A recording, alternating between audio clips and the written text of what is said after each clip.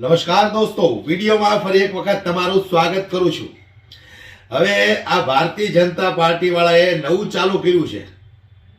ગુજરાતની અંદર મન ફાવે ત્યાં બુલડોઝરો ફેરવવાનું ચાલુ કર્યું છે। મને એવું લાગે છે યોગી આદિત્યનાથનો આ લોકોને વાવ આવી ગયો છે। હમણાં અમદાવાદની અંદર રબારી સમાજના મકાનો ઉપર બુલડોઝર ફેરવી દીધું। આજુ પાસે કંઈક નવું મેં વાંચ્યું હતું, ગબ્બર રોડ પર અંબાજીના મંદિર પાસે ન્યાય બુલડોઝર ફેરવવાનું નક્કી કર્યું છે। ત્યારે ભાવનગરની અંદર પણ આ લોકોએ ચાલુ કર્યું છે। ત્યારે ભાવનગરની અંદર બુલડોઝર ફેરવવા માટે પોલીસ અધિકારી અને આ બધાનો કાફલો આવી ચડ્યો અને ત્યાર પછી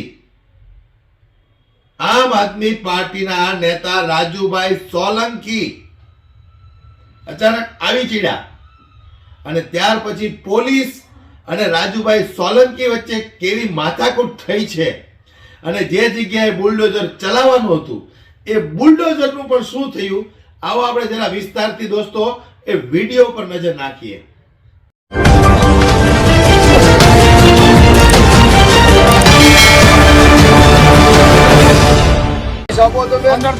તમારે દાદાગીરી કરી ના કરવાની છે। આ ગરીબ માણસો આરે તમારે દાદાગીરી કરવાની છે।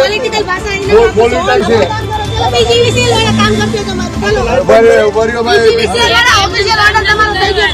ઓર્ડર તમે લઈને તમારા સાહેબ ને બોલાવો પેલા તમે છે ને બળજબરી કરો છો પોલીસ તરીકે।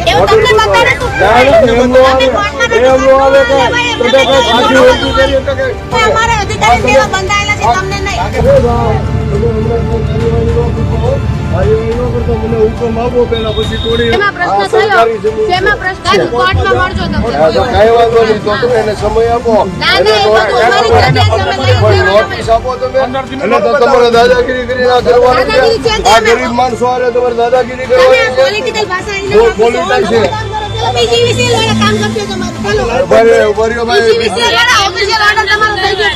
ઓર્ડર તમે લઈને તમારા સાહેબ ને બોલાવો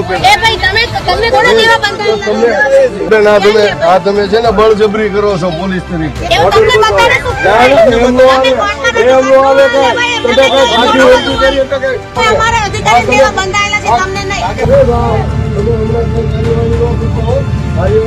મને હુકમ આપો પેલા પછી તોડી નાખો તો અમને વાંધો નથી। એના આધારે આ બધું બન્યું છે। હવે આ જગ્યા અમારી છે, જેમાં સાંભળી લો પેલા પ્રશ્ન થયો એમાં કોર્ટમાં ગયા, કોર્ટનો ચુકાદો આવી ગયો। હવે તો અમારી જગ્યા લઈ જ લેવાની હોય। ચુકાદાની જ વાત કરું, ચુકાદામાં હું ચુકાદો આનો કહેવાય, ચુકાદો ઓર્ડર આ છે, ઓર્ડર આ છે, ઓર્ડર એમાં કાયદું છે। તમે એવી ખોટી વાત ન કરો, ખોટી વાત નહીં, ખોટી જ વાત છે। તમે જાણી લ્યો પેલા, ના એમાં કોઈ પ્રોબ્લેમ લીગલી છે, આ લીગલી જ છે। કોર્ટમાં મળજો તમને, કઈ વાંધો નહીં, તો તમે એને સમય આપો, નોટિસ આપો તમે નોટિસ આપો, નોટિસ આપો બધું કરેલું છે ભાઈ આ મહિના ક્યાં છે આપો ને, પણ તમને આપી છે નોટિસ, પણ એમને તો એમને પોલીસ એટલે તો તમારે દાદાગીરી કરી ના કરવાની છે। આ ગરીબ માણસો આરે તમારે દાદાગીરી કરવાની છે। પોલિટિકલ ભાષા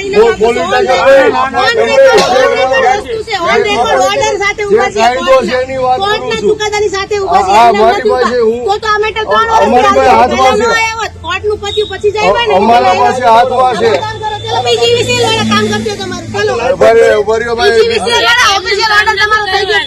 ઓર્ડર તમે લઈને તમારા સાહેબ ને બોલાવો પેલા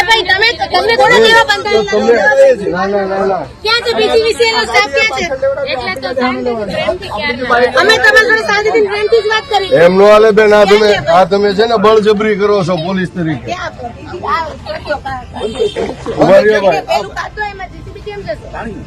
ભાઈ તમારા અધિકારીને બોલાવજો।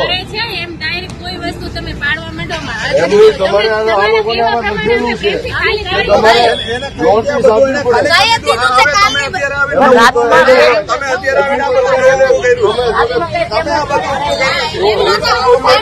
અમારા ઘરના કાયદા છે, અમારા ઘરના કાયદા છે। 5 વર્ષથી હાલે મામલતદાર સાહેબને બોલાવો, મામલતદાર સાહેબને બોલાવો। ક્યાં છે સાહેબ? બે તમે બોલો સાહેબ, 1 મિનિટ। તમે બોલો માં. એક દિવસ એક રાયલો ના ફેરા. તમે હુકમ કરેલો છે. તમે જેને જો જે કોઈ પણ કોર્ટમાં જેને કરશે. ના ના એ તો અત્યારે તમે કાર્યવાહીમાં અમને કોઈ વાંધો નથી. તમે હુકમ કરેલો છે સાહેબ. તમે મને જવાબ દો મામલતદાર તરીકે. હા જી. છે મને બતાવો. એવું તમને બતાવે શું? ના ના એમ નો આવે. એમ નો આવે કે તમે કઈ સાચી વસ્તુ કરી એટલે કે તમે મને બેવો, આ રીતે તમે નો હાલે, નો મળે. તમારો ઓર્ડર એ અમે અમારા અધિકારી દેવા બંધાયેલા છે, તમને નહીં. કોનો કન્ટેન્ટ ભાઈ છે તમે વાંચી લો. એમાં ઓર્ડર બતાવો ને એમને. એમાં રજૂઆતો હોય, એમાં તો આપણે રજૂઆતો હોય. તમારો ઓર્ડર કે વંચાવો એમાં રજૂઆતો હોય, સાહેબ, ઈ થોડા order વાત નથી. હા, એમની જો કાયદાકીય રીતે કરો ને તમારી પાસે અમે ખાલી કરવા તૈયાર છીએ. અમે ખાલી કરવા તૈયાર છીએ. પણ તમારે ઓર્ડર આપવો પડે. કોર્ટનું મારે માનવું. ઓર્ડર આપવો પડે. હાલો હું માનું જ છું ને. આ તો રજૂઆતો છે. રજૂઆત નથી આ આને ઓર્ડર રજૂઆત કહેવાય. આ છે ને જે order ઓર્ડર હુકમ કરેલો છે. order તમે આ ફાડી નો ખોમાં આ તો તમે ફાડી ના ખોમાં order લખેલો છે. order તમે ફાઇનલ ઓર્ડર જો પોલીસ તરીકે દાદાગીરી કરી ના કરો માં. સાહેબ તમે જો મામલતદાર છો. ગાંગુ સાહેબ, અહીંયા order છે. આ રજૂઆત નથી બેન તમે વાંચો. હા તમે વાંચો રજૂઆત નથી. નોટિસ નથી આપી જાણ નથી કરી. આમાં ચોખ્ખું લઈ ગયું છે. ચોખ્ખું એટલું કાર્યવાહી કરતા મને સાંભળો.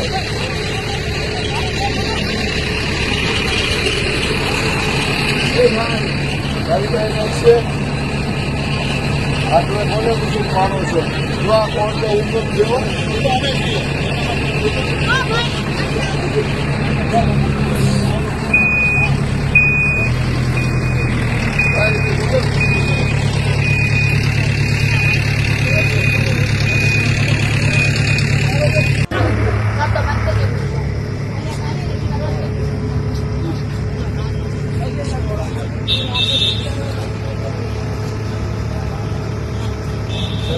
હુકમ આપો ને મને. પેલા હુકમ તમે કાર્યવાહી કરો એ પેલા હુકમ આપો. ભાઈ જેસીબી વાળા ભાઈ એ ભાઈ તમે હમણાં કઈ કાર્યવાહી ન કરતા હો.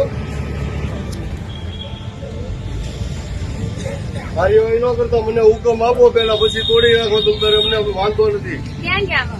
નિયમ પ્રમાણે કાયદા પ્રમાણે જે કરવાનું થતું હોય અમે તૈયાર છીએ. અમારી સહમતી છે. એમની અત્યારે ખાવાનું માંડ કરવી, આ લેવાનું પણ તમારે જે કંડી અઠવાડિયો ગમે કેવું કરીને અમને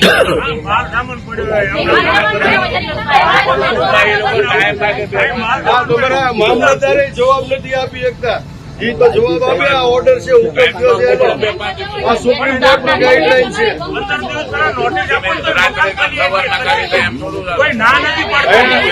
આઈસી નો બંગલો બનાવો છે એટલે હું તમારા ગરીબ માણસોને મારી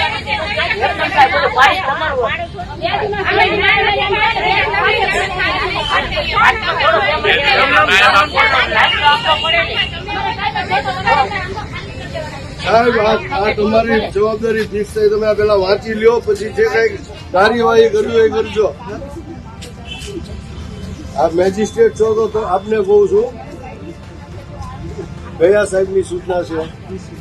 મામલતદાર સાહેબની. તો મામલતદાર સાહેબ પાસે ઓર્ડર છે આ લોકોનું ડિમોલેશન કરવાનો. આપો ને પણ આપો ને મને. અને હાય વાંચી લેજો તમે. કોર્ટ ઓફ કન્ટેન્ટ ન કરતા. કારણ કે સુપ્રીમ કોર્ટની ગાઈડલાઈન છે કે કોઈ પણ ડિમોલેશન કરો તો એને કાર્યવાહી કરતા પહેલા 15 દિવસ પહેલા તમારે એને જાણ કરવી જોઈએ. એને સમય આપવો પડે. કલેક્ટર સાહેબ શું કરે છે ખબર છે સાહેબ?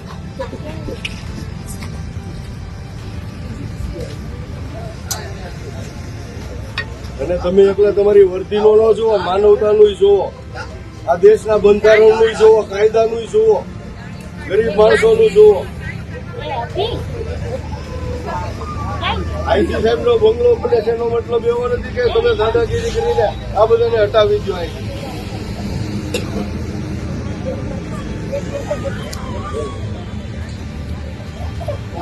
બધાનો માર ખાવા પડે, ધ્યાન રાખવું પડે ને. મારવાની ના નથી પણ 15 દિવસ એ લોકો મકાન ખાલી આમાં લખેલું છે નોટિસ આપવાનું. એટલી અમારી જગ્યાએ તમે હો તો તમે પહેલી એકવાર રાઈટમાં સેવા નહીં કહો. અમારી જગ્યાએ તમે હો તો અત્યારે ક્યાં છે? તાત્કાલિક કેમ ક્યાં ફેરવો અમારે? અઠવાડિયું બે દી મુદત આપો અમને. અમારી જોડી જગ્યાએ આવી તો તમે ક્યાં જવાના છો? બોલો.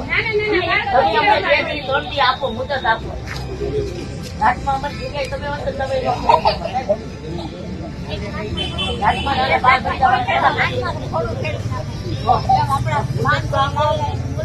આ ઉતારતો આ. સામાન ભરીને ક્યાં નાખવા જાવ? નહીં, રાતમાં થોડું કે મને કોઈ આપે. તાત્કાલિક તમે ક્યાંય ભાડે રાખવા જાવ તો એ રાતમાં થોડી મળી જાય સાહેબ. ગમે માણસની મજબૂરી જોવી પડે. તમને કઈ નોટિસ મોટિસ આપી? નહીં, કોઈ આપે નહીં.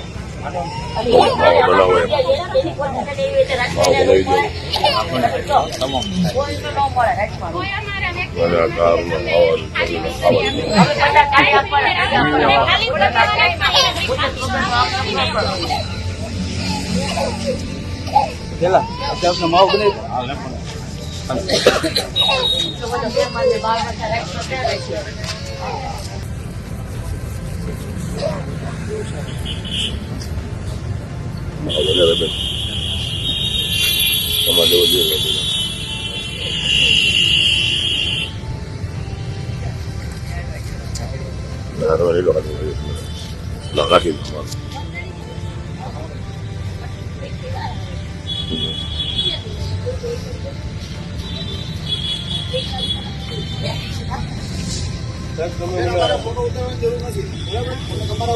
તમે ધમકાઓમાં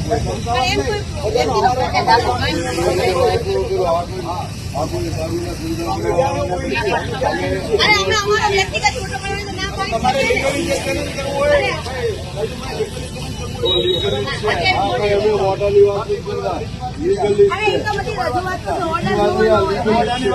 લીગલી છે, મોટાની વાત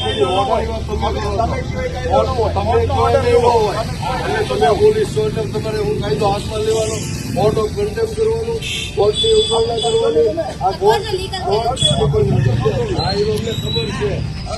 લોકોને દબાવવા માટે તમે આ મિલીભગતનો સવાલ જ નથી. તમારે હિત છે ને એમને આઈટી સાઈડમાં બોલવાનું કામ આવે છે એટલે હું તમારા કઈ સમય નહીં આપવાનો લખેલું છે. તમે વાંચો ને, તમે વાંચી લ્યો. મારી વાત આપો. હા, વાંચી લ્યો. આ વિડીયોને વધુમાં વધુ તમે શેર કરી દો, દરેક લોકો સુધી પહોંચે, દરેક લોકોને ખ્યાલ આવે કે ભારતીય જનતા પાર્ટી વાળાએ નવું ચાલુ કર્યું છે. મન ફાવે ત્યાં બુલડોઝર લઈને પહોંચી જવાનું.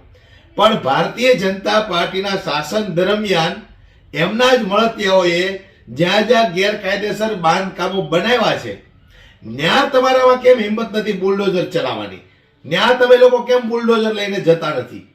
આ વાતનો જવાબ તમારે દેવો પડે એમને. વિડીયોમાં બસ આટલું જ.